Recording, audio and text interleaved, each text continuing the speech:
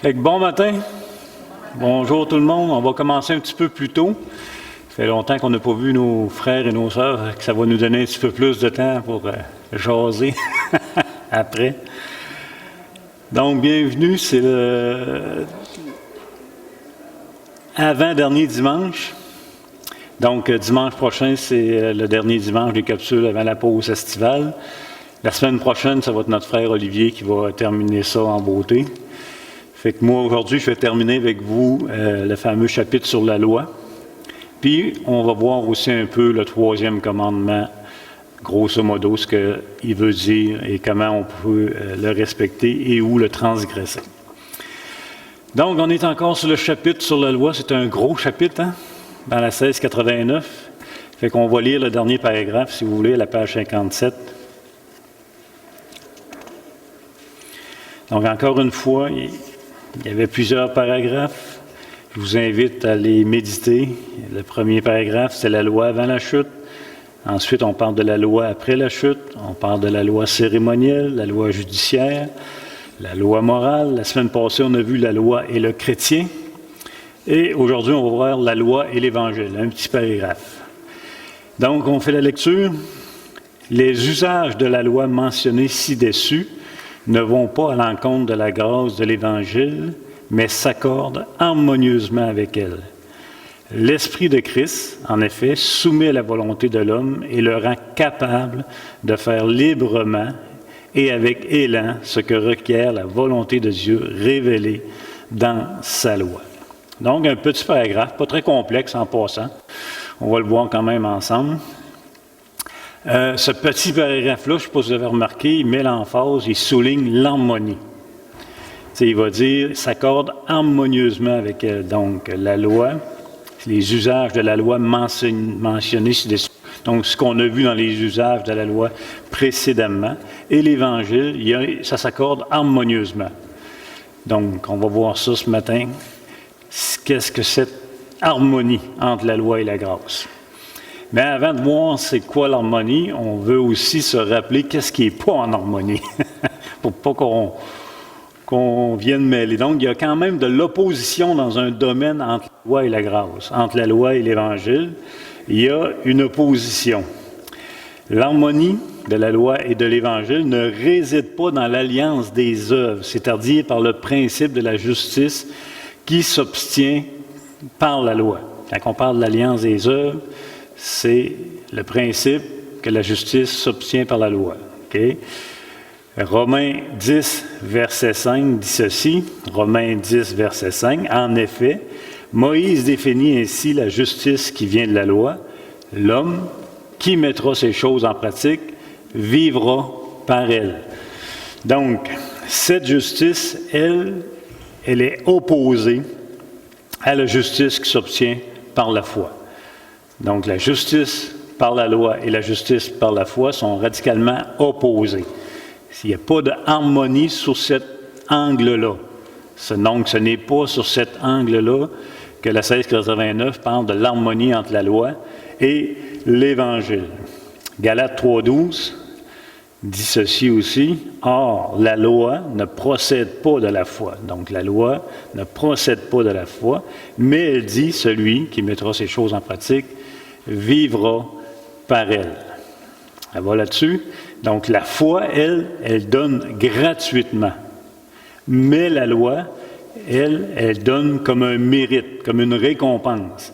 Mais elle punit aussi pour la moindre désobéissance. Donc, c'est deux principes de justice carrément opposés.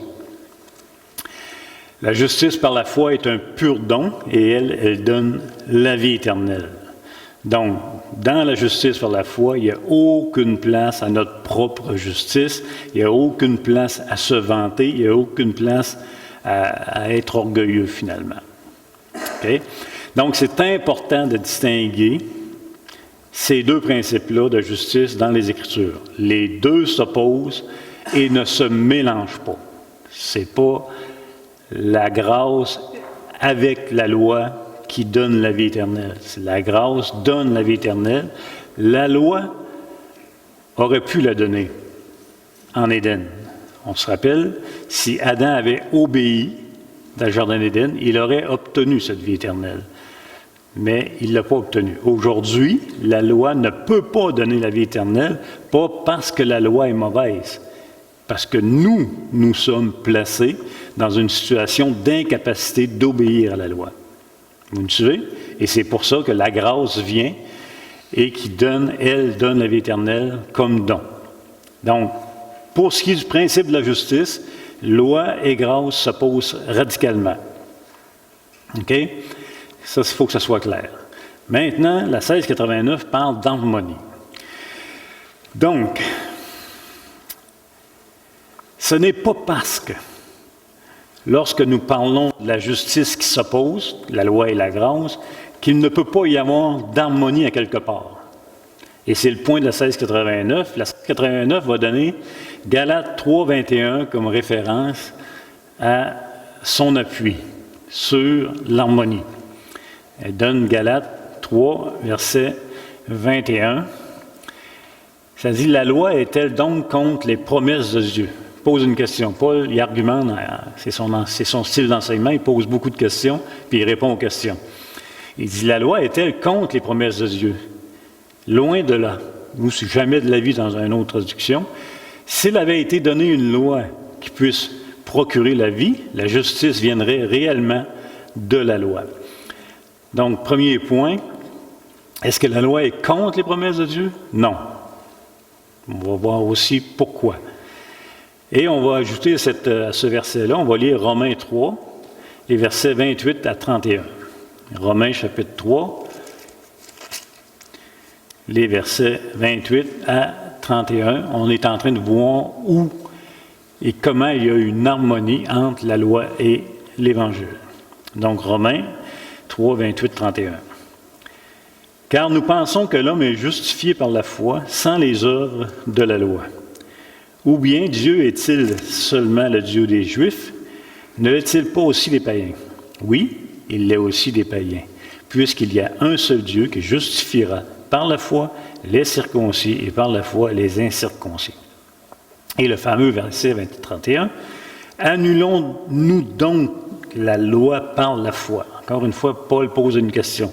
Est-ce qu'on annule la loi par la foi? Et il répond non, loin de là. Au contraire, nous confirmons la loi. Donc, la loi n'est pas annulée par la foi, mais elle est confirmée. Donc, on a 2 points. Il faut retenir 2 choses. La loi n'est pas contre les promesses de l'Évangile et l'Évangile confirme la loi. 2 choses. Il y a une harmonie, en fait, dans le but visé. Et vous vous souvenez qu'on avait vu, je pense que c'est Luther qui disait ça, là, je ne me souviens plus si c'est Luther ou Calvin ou qui, là. Dieu donne ce qu'il ordonne. Vous vous souvenez? On a déjà, Dieu donne ce qu'il ordonne. En fait, la grâce donne ce que la loi ordonne. La grâce donne ce que la loi ordonne. Donc, il y a une harmonie dans le but visé. Quel était le but visé de la loi?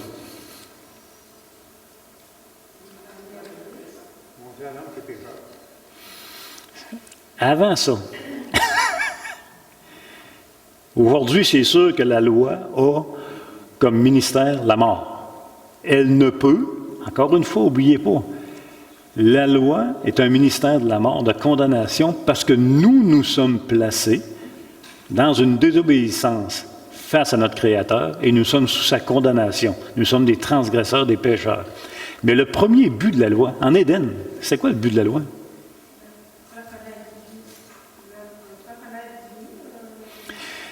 Oui. Souvenez-vous, en Éden, là, Adam, il est soumis à un test, à une épreuve. OK? Obéissance, vie éternelle. Désobéissance, condamnation éternelle. Donc, la loi avait pour but la vie. C'était l'objectif de la loi. Celui qui mettra ces choses en pratique vivra par elle.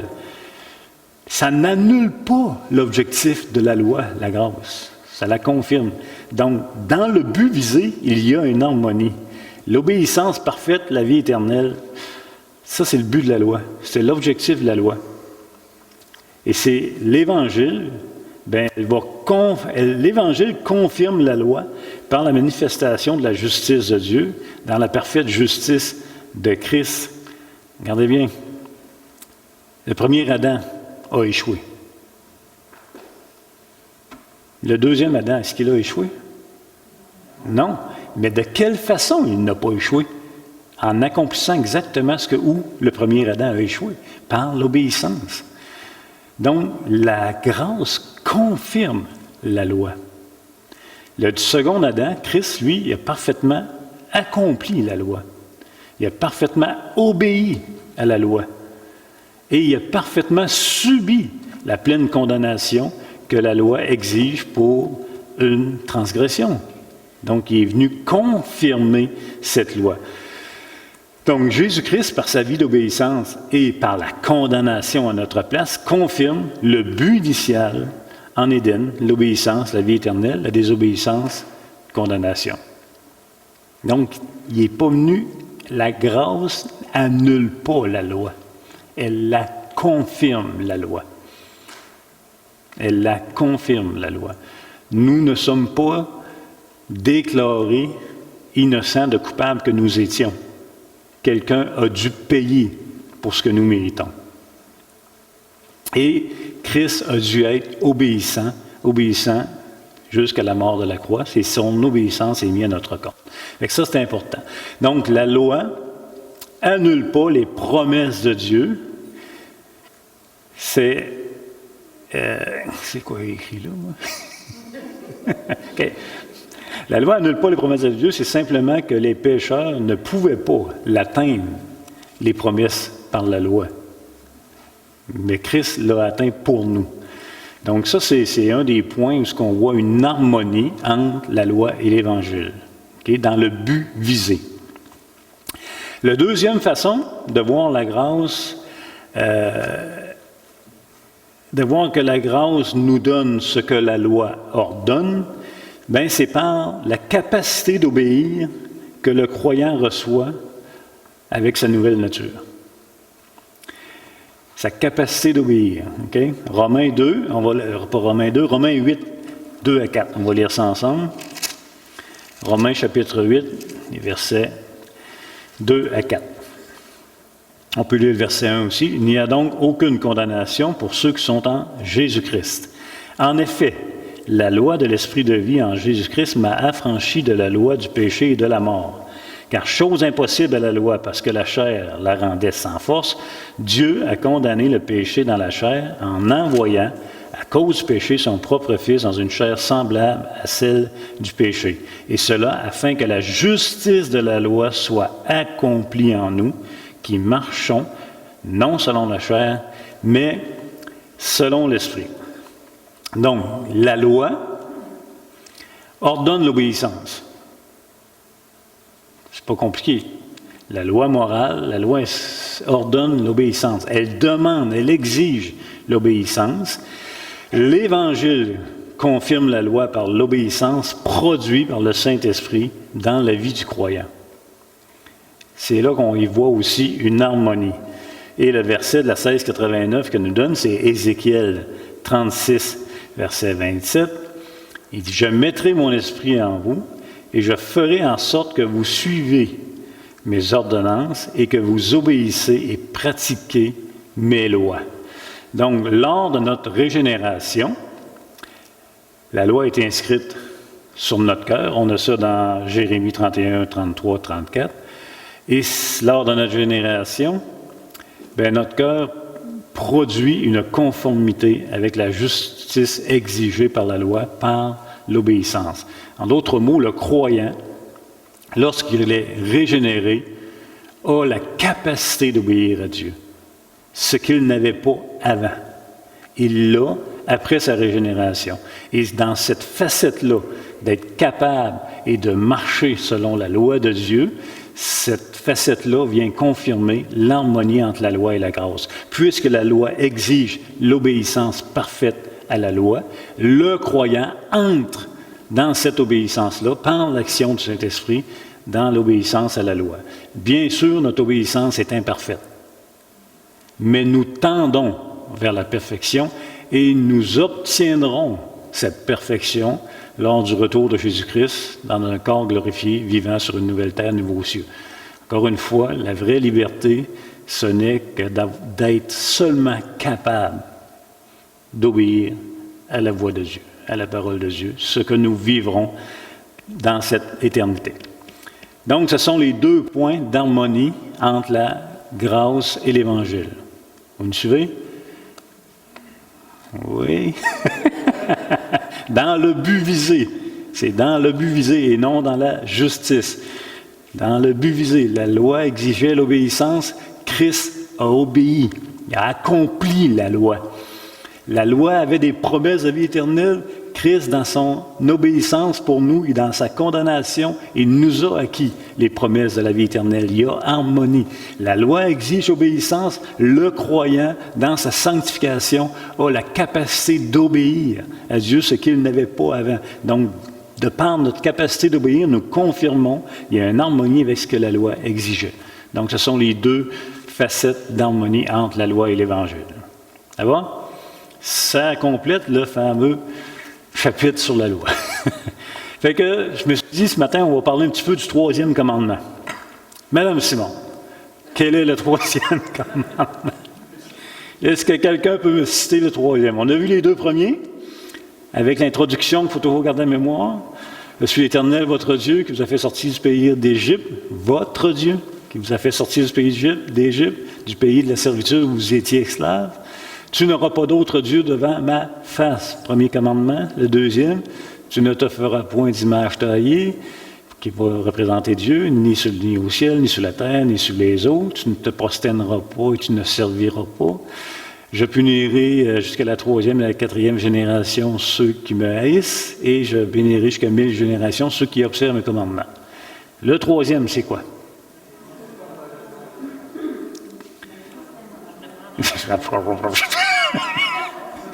ça murmure, c'est comme bien. Tu ne prendras point le nom de l'Éternel en vain. C'est tout? Sinon, ça ne laissera pas impuni. C'est pas tout, c'est bon ça, Laurier. Tu ne prendras point le nom de l'Éternel, ton Dieu, en vain, car, ça continue, car l'Éternel ne laissera point impuni celui qui prendra son nom en vain. Troisième commandement, Exode 20, verset 7. Bon, qu'est-ce que ça veut dire, grosso modo? Et là, je m'inspire toujours des 10 commandements de Kevin de Young que je vous conseille, là. Un bon, facile à lire, bien efficace. Premièrement, le mot vain. Ça nous rappelle vanité des vanités, hein? Ecclésiaste. Le mot vain, ça veut dire vide, ça veut dire rien, ça veut dire futile et ça veut dire à de mauvaises fins. OK? Fait que tu ne prendras point le nom de l'Éternel, ton Dieu, d'une façon vide, futile ou à de mauvaises fins. Dans le Lévitique, ou à d'autres versets également, Lévitique 24, 16 va dire « Celui qui blasphémera le nom de l'Éternel sera puni de mort. » Toute l'assemblée le lapidera. Celui qui blasphémera le nom de l'Éternel sera puni de mort. Ça nous met la table. Ça nous met la table sur le côté sérieux de ce commandement. Ce n'est pas pris à la légère, c'était jugé très sévèrement. Okay? C'est sûr que là, ici, on fait appel au gouvernement civil de l'Ancien Testament pour l'application des sentences, là. Mais il reste que, voyant la sévérité dans l'Ancien Testament, ça peut quand même nous amener à dire, attends, qu'est-ce que ça veut... Qu'est-ce que ça veut dire? C'est ça, il y a vraiment de quoi là. Première chose importante, rappelons-nous ceci. Dieu se révèle par son nom. Dieu se révèle par son nom. Il se définit, Dieu, par son nom. Dans Exode, le buisson ardent, je suis celui qui suis. Il est. Comment il s'appelle? Il est. C'est dur à définir. Il va aussi se définir par son nom, par puissant, miséricordieux, juste, juge, roi, formidable, etc., etc. Donc, Dieu se définit par son nom. OK? Donc, son nom est révélé dans les Écritures, c'est certain, et ce n'est pas seulement une trace d'encre sur du papier, son nom. Ça, c'est ce que Kevin de Young nous fait comprendre. Je trouve ça bien intéressant. C'est beaucoup plus que de l'encre sur du papier. On parle d'une personne. Et notre nom, il est précieux, même nous. Même en tant que créature, notre nom, il est précieux à nous. Parce que ça nous définit aussi. Ça nous définit parce que notre nom, ben, il est attaché à notre personne. Il est attaché à nous, notre nom. Et Dieu, c'est la même chose. Son nom, ça le définit. Par exemple, si quelqu'un salit mon nom à moi, ben c'est beaucoup plus d'avoir sali 3 lettres de l'alphabet. Les 3 lettres de l'alphabet qui forment mon nom, c'est rien. C'est mon être qui va être entaché si quelqu'un salit mon nom, ou si quelqu'un parle en mal de moi, ou si quelqu'un dit des faussetés de moi.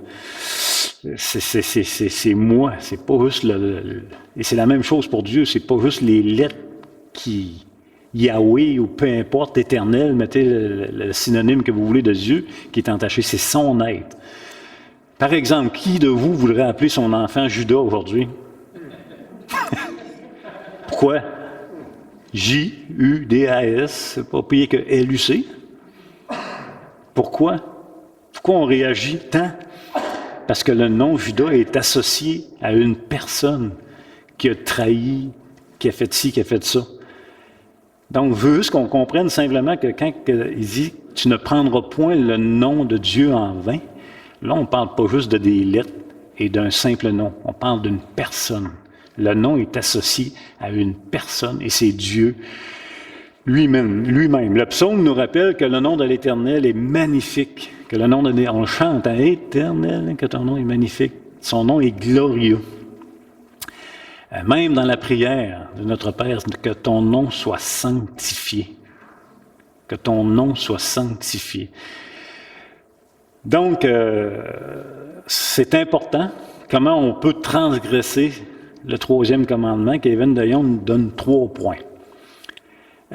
3 points qui mettent en lumière l'importance de ce commandement et l'importance pour nous d'y obéir. Le premier, c'est utiliser le nom de Dieu pour appuyer ce qui est faux. Bien intéressant en passant. Utiliser le nom de Dieu pour appuyer ce qui est faux. En d'autres mots, rattacher le nom de Dieu à des mensonges, des demi-vérités ou à de mauvais desseins, par exemple. Et le plus simple à comprendre, ce serait le parjure. Par exemple, à la cour, encore une fois, vous jurez de dire toute la vérité, rien que la vérité, la vérité, toute la vérité, rien que la vérité, hein, c'est ça? Vous jurez sur le nom de Dieu. De dire la vérité, mais pas juste une portion de vérité, toute la vérité, mais rien rajouter à la vérité, juste la vérité. Fait que c'est véritable. Et vous le jurez au nom de Dieu. Vous prenez Dieu à témoin. Donc, c'est sûr que si vous jurez au nom de Dieu de dire la vérité et que vous dites des mensonges, vous transgressez le 3e commandement. C'est pas difficile à comprendre. Vous transgressez le 3e commandement parce que vous associez le nom de Dieu, Dieu lui-même, à un mensonge. De toute façon, on le ferme nous autres, là. Je sais pas, moi, je vais prendre Yves, mon ami. Si je dis, Yves dit telle affaire. Puis là, vous me croyez, parce que vous connaissez Yves, c'est un honnête citoyen. Pourquoi qu'il dirait des niaiseries? Mais si c'est pas vrai qu'il a dit ça, puis moi, j'associe son nom à une affaire qui n'a pas de bon sens, c'est pas ça qu'il a dit. Il va dire, hey, Luc, mêle-moi pas à tes affaires, là. Mêle-moi pas à tes menteries, là. Pas dedans, moi. Mais c'est la même affaire avec Dieu. Écoutez, vous pouvez salir un nom d'une personne puis être poursuivi en justice. On est rien que des créatures, nous autres, là. Méchants comme vous l'êtes. Mais Dieu, c'est le Créateur. C'est le Saint des Saints, le Roi des Rois, le Juste.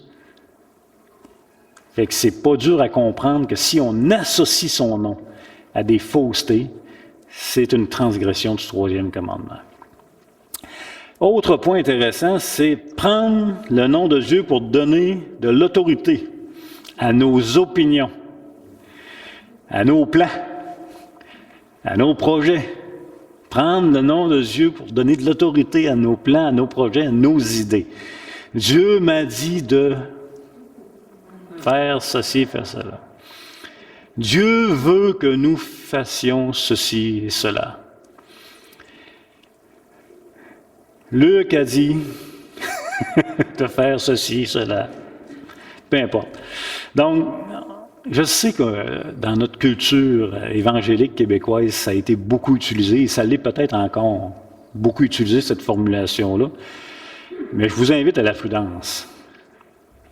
Nous ne devrions jamais associer le nom de Dieu à nos plans, même si on est convaincu que c'est un bon projet. On n'a pas besoin d'associer le nom de Dieu. Nous ne pouvons pas revendiquer l'autorité du nom de Dieu pour financer un projet. On ne peut pas. Ceux qui disent Dieu le veut, nous ferons ceci, nous ferons cela. Exactement. En passant, là, l'évangile de prospérité, là, c'est une transgression du troisième commandement. Prêcher la prospérité par l'évangile, là, que si tu te convertis, tu vas devenir riche financièrement, puis tu n'auras plus de problèmes dans ta vie. C'est un faux évangile, c'est associer le nom de Dieu à un mensonge. Okay? On dit que nous pensons que c'est la volonté de Dieu, il n'y a pas de problème. Puis on invite souvent les gens à aller voir dans leur communion avec Dieu s'ils veulent embarquer dans tel projet. Mais il n'y a pas de fardeau à mettre. Dieu s'est révélé complètement et 100% dans sa parole. Et oui, par l'action du Saint-Esprit, il nous parle intuitivement, il n'y a pas de problème. Mais mettez pas le nom de Dieu pour donner un... Écoutez, si quelqu'un me dit « Dieu me dit de te dire », mais si c'est vrai que Dieu te dit de te dire, qu'est-ce que tu veux que je dise? Plus rien à dire en haut de Dieu, là. C'est l'autorité suprême. Fait que, tu sais, ça a un poids, cette affaire-là. Fait que faites attention, ça nous amène à la prudence de ne pas prendre le nom de Dieu pour mettre dans nos discours, pour nous donner de l'autorité. Tu sais, on le voit aux États-Unis, c'est beaucoup plus commun qu'au Québec puis au Canada. Tous les leaders politiciens aux États-Unis vont associer le nom de Dieu dans leur discours, dans leurs programmes, etc. Jusqu'à quel point aujourd'hui ils le font avec une pleine connaissance de qui est Dieu, je ne le sais pas. C'est-tu pour donner des votes? Je ne le sais pas, je ne veux pas juger. Mais c'est tellement pas ça au Québec. Si un politicien utilise la grâce de Dieu, on va tout... on va tout dire « Wow! » Donc, faites attention, puis je vais vous lire ce que, à la page 67, je trouve ça vraiment intéressant. Le monsieur s'appelle, dans le livre de Kevin DeYoung, Phil Ryken. Il dit ceci. « Utiliser le nom de Dieu pour faire avancer nos propres plans est une manière grave d'enfreindre le troisième commandement. Certains chrétiens tiennent ce discours. Le Seigneur m'a dit de faire ceci. Ou pire, il déclare, le Seigneur m'a dit de te dire de faire ceci.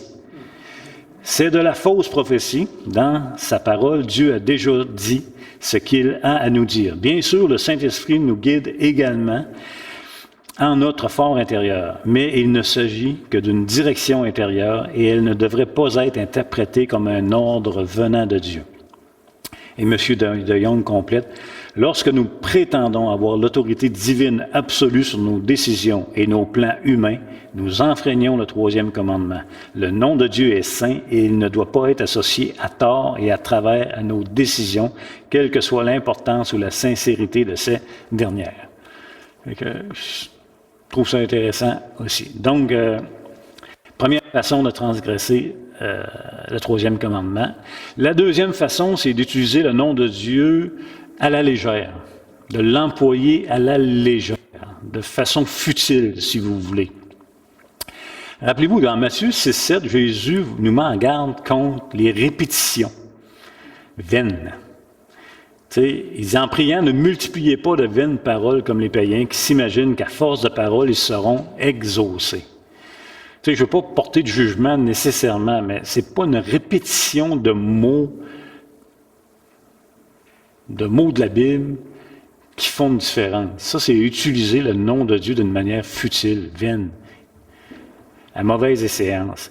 L'idée, c'est d'éviter des prières arrogantes, des prières bâclées ou des prières vides de contenu.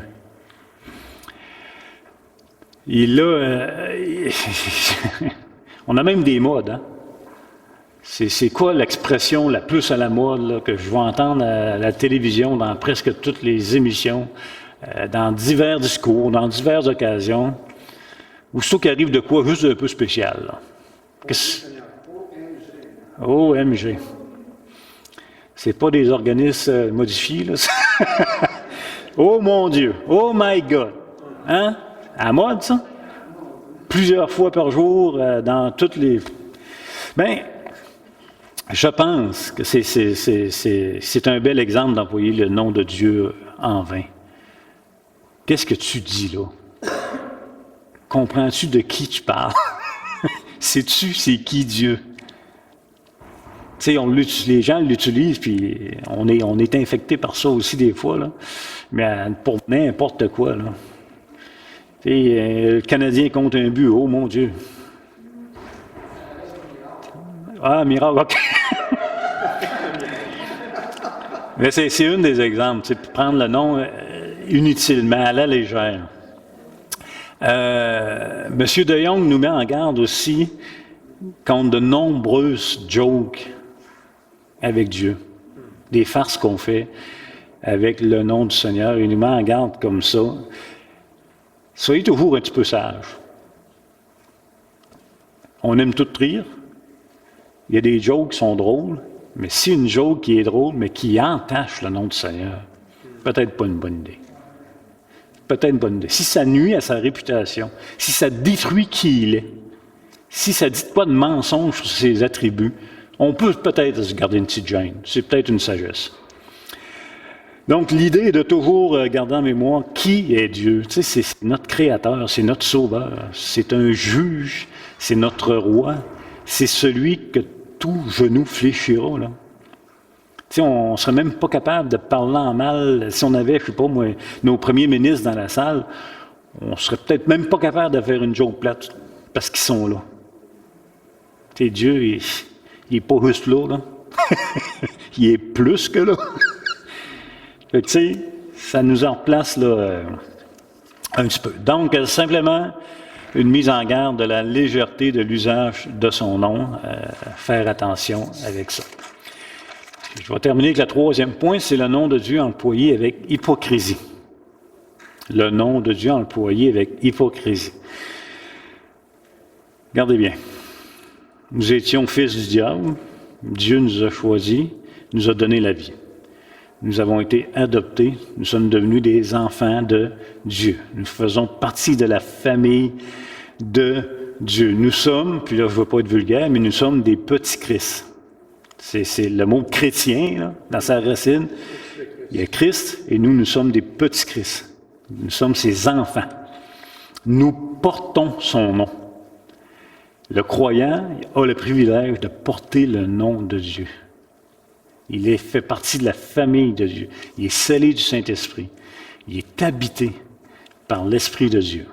Et le croyant a aussi la responsabilité de porter le nom de Christ. C'est pas juste un privilège, c'est associé aussi à une responsabilité. Nous représentons pas n'importe qui. C'est beaucoup plus que Luc qui représente la famille Marcoux, par exemple. T'es le petit gars à qui, toi? Tu sais, quand on était jeune, on se faisait tout le temps poser la question, peu importe ce qu'on avait, hein, dans le village, peu importe. Garçon qui? C'est comme, t'avais besoin d'espérer que ton père ait une bonne renommée. Tu sais, papa nous envoyait à Meunerie aller chercher des quantités de moulés ou peu importe, sans payer. C'est quand même un mystère pour moi, là. On pouvait partir en tracteur, on allait à la meunerie, ils nous chargeaient ça, on partait, ça ne coûtait rien. Dans ma naïveté, c'était gratuit. Non, non, c'est parce que le nom de mon père était en arrière. La facture, il va la prendre, lui. Nous sommes enfants de Dieu. C'est le Père céleste. Nous portons son image, nous portons son nom. Donc, comment on peut transgresser le troisième commandement? Bien, lorsque nous vivons comme si nous n'étions pas chrétiens, nous transgressons le troisième commandement parce que nous entachons le nom de Dieu qui nous est associé comme enfants de Dieu. Une autre façon de transgresser, c'est lorsque nous chantons avec de grands ardeurs des vérités bibliques, mais que nous n'y croyons pas. Ça aussi, c'est une façon de transgresser le troisième commandement. S'il y a des choses dans la parole que vous ne comprenez pas ou que vous êtes contre, demandez au Saint-Esprit de vous renouveler, mais confessez-les pas comme si vous y croyez, si vous y croyez pas. Vous êtes mieux de vous taire, finalement. Ça aussi, c'est une façon d'entacher le nom de Dieu. Et finalement, à chaque fois que nous avons honte de s'identifier à Jésus-Christ, nous transgressons le troisième commandement aussi, publiquement. À chaque fois que nous avons honte de s'identifier publiquement au nom de Jésus-Christ, nous entachons son nom et nous transgressons le troisième commandement. Encore une fois, je vous invite à ce petit bouquin-là, moi je vous ai fait un court résumé, mais c'est vraiment bien. Là. Fait qu'en terminant, le verset que je vous donnerai, c'est Colossiens 3, 17. C'est le même verset aussi que M. Dayon nous donne dans son livre. Colossiens 3, 17. Et quoi? Et quoi que nous fassions, et quoi que vous fassiez, en parole ou en œuvre, faites tout en son nom. Faites tout au nom du Seigneur Jésus, en rendant grâce par lui des actions de grâce à Dieu le Père. Donc, le troisième commandement, ne pas prendre le nom de Dieu en vain. Là, je ne vous ai pas parlé des jurons, là, les jurons classiques québécois. Là. Ça n'a pas moyen de convaincre personne. Même les non-croyants trouvent que c'est vulgaire. Mais c'est beaucoup plus subtil. Hein? Ne jamais associer le nom de Dieu à toutes sortes de choses. Faites attention, faisons attention à ça. Là, pas faites, faisons attention à ça. Voilà, fait que la semaine prochaine, c'est M. Olivier, puis Dieu voulant, on se revoit en septembre avec le prochain chapitre de la 1689. Merci.